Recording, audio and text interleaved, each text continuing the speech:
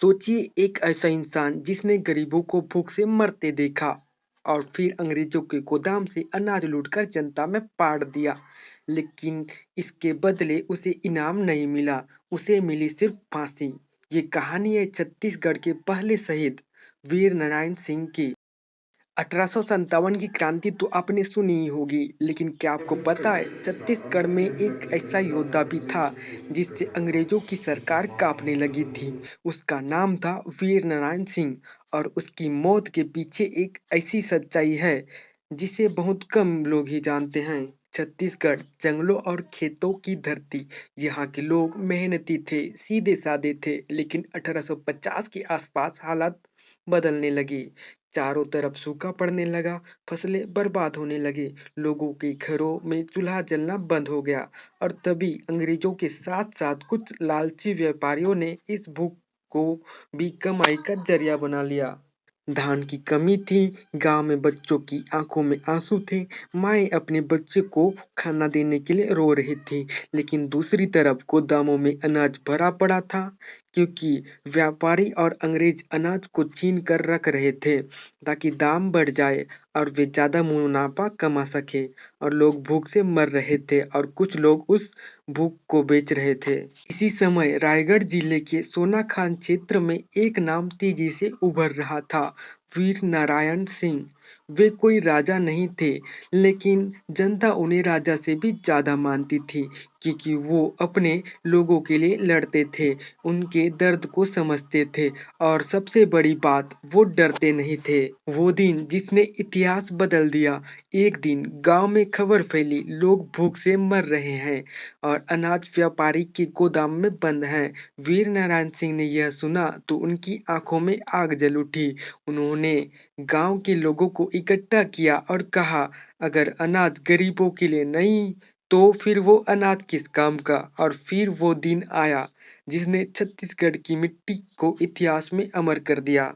वीर नारायण सिंह ने लोगों के साथ मिलकर गोदाम पर धावा बोला, गोदाम खोला गया और अनाज गरीबों में बांट दिया गया। यह कोई चोरी नहीं थी, ये भूख के खिलाफ विद्रोह था। लेकिन अंग्रेजों के लिए ये सीधी चुनौती थी, क्योंकि पहली बार कोई आदमी उनके नियमों से नहीं, अपने जमीर से चल रहा था। अंग्रेज सरकार आग बबूला हो गई। उनके लिए ये सिर्फ अनाज का मामला नहीं था, ये उनके शासन पर हमला था। उन्होंने आदेश दिया, वीर नारायण सिंह को पकड़ो। अब सोनाखान में सन्नाटा था। हर पेड़, हर रास्ता, हर जंगल जैसे किसी युद्ध की तैयारी कर रहा था।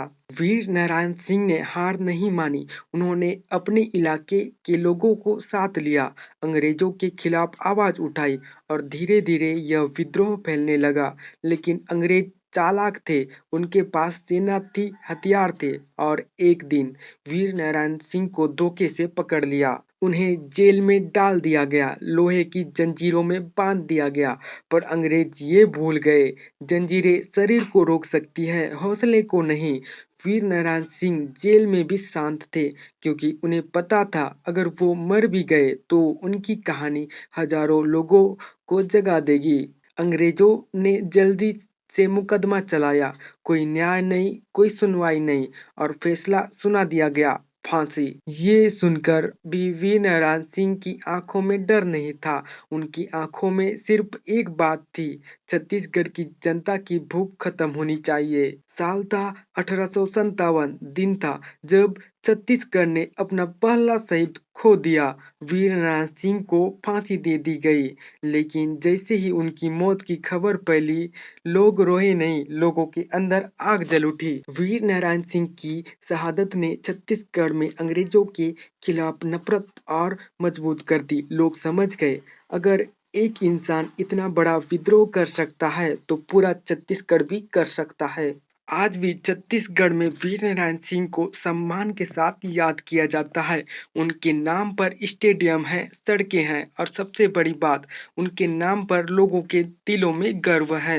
वीर नारायण सिंह ने हमें ये सिखाया कि देशभक्ति सिर्फ युद्ध लड़ने का काम नहीं, देशभक्ति भूखे को खाना देने का काम भी है। और जो इंसान जनता के लिए खड़ा हो जाए, उसका नाम इतिहास से भी कभी नहीं मिट सकता।